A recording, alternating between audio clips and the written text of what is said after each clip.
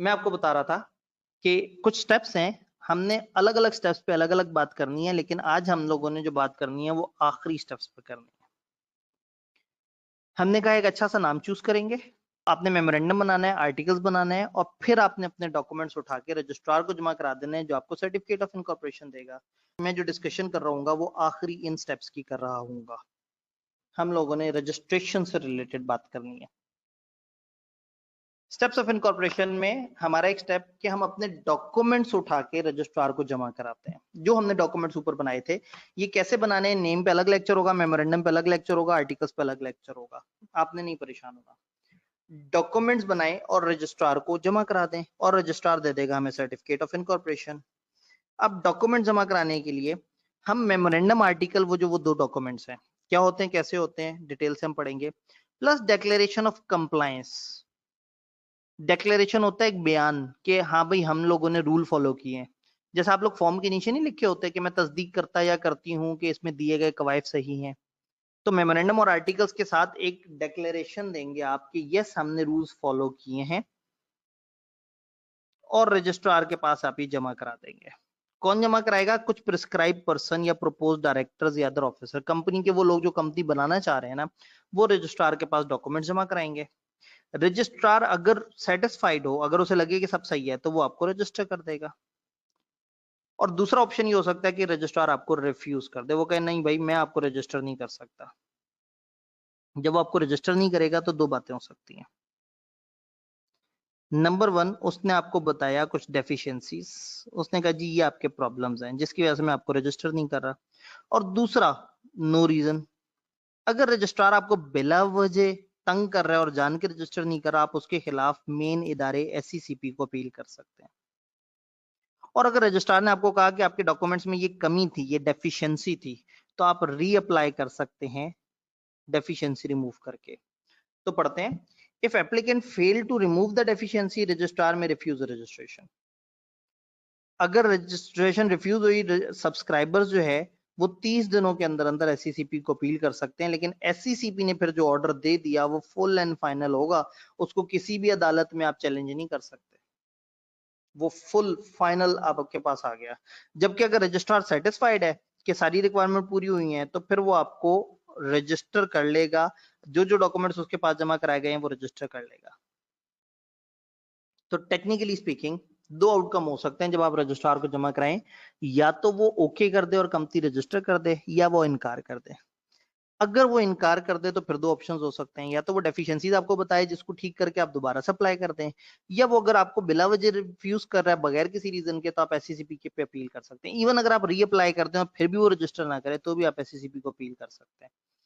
तो SCCP को अपने 30 डेज के अंदर अंदर अपील करके कहना है कि देखें जी आपका फलाना एरिया का रजिस्ट्रार मेरे साथ सही नहीं कर रहा, तो वो आपको फैसिलिटेट करेंगे।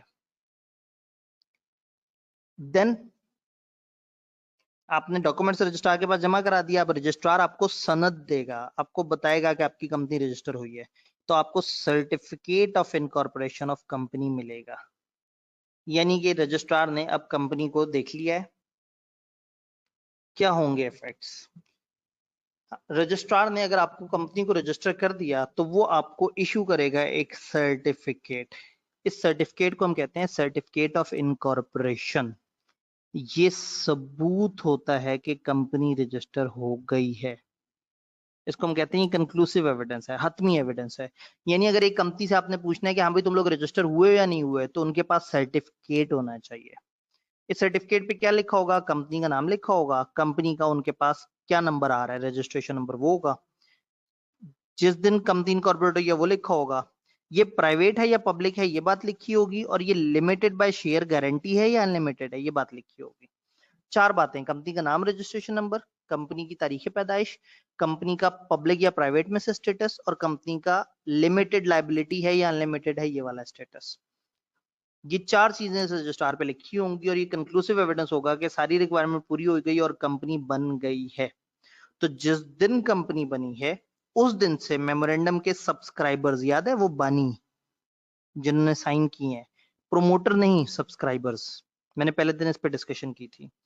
तो बानी प्लस बाद में आने वाले जितने भी मेंबर्स हैं उनको मिलके एक बॉडी कॉर्पोरेट यानी कि एक कंपनी कहेंगे हम, और वो नेम जो कि उनके मेमोरेंडम में लिखा था।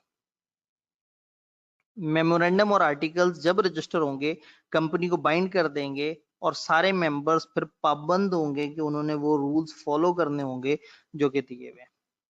यानी अगर हम गौर से देखें तो कोई टेक्निकल बात नहीं हो रही, ये स्ट्रेट फॉरवर्ड हमें बता रहे हैं कि कंपनी रजिस्टर होगी तो क्या होगा।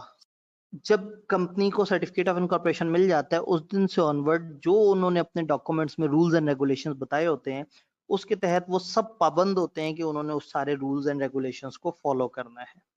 कुछ कॉन्सेप्ट्स में इस वक्त डिस्कस नहीं कर रहा है इस चैप्टर के अंदर, जो दिए हुए इस चैप्टर में है, लेकिन टेक्निकली यहां डिस्कस करने से परेशानी बढ़ जाती है। लॉ और गवर्नेंस ऑफ कंपनी, इसमें वो मेमोरेंडम और आर्टिकल्स और कंपनीज एक्ट को आपस में कंपेयर करते हैं। अब मेमोरेंडम आर्टिकल्स पढ़ने से पहले ये वाली चीज मुनासिब नहीं है। ऑफिशियल्स की डेफिनेशन, जिसमें ऑफिसर्स का एक लंबा चौड़ा नाम दे देते हैं, आइडियली एक चैप्टर नंबर 13 में होना चाहिए था जहां ऑफिसर्स का जिक्र है। इसी तरह से मेंबर की डेफिनेशन इतनी जल्दी सही नहीं है, जब हमने मेमोरेंडम समझ लिया हो तो फिर मेंबर की डेफिनेशन हमें समझ आती है। और इसी तरह से ऑर्डिनरी और स्पेशल रेजोल्यूशन यहाँ पे एक्सप्लेन नहीं करना चाहिए था, जहां हम स्पेशल रेजोल्यूशन को देख रहे होते हैं नेम में, वहां होना चाहिए था। तो थोड़ा सा इन्होंने टॉपिक्स को रिक्लासिफाई किया, कोई बात नहीं, पढ़ना तो हमने, तो हम अपनी तरतीब से पढ़ लेते हैं। तो ये 4 अभी मैंने डिस्कस नहीं किए, तो ये चैप्टर पता लगे आपके वो चैप्टर खत्म हो गया, हमारे टॉपिक्स गायब हो गए, तो ये 4 हम थोड़ा सा आगे डिस्कस कर रहे होंगे अगले चैप्टर्स के साथ।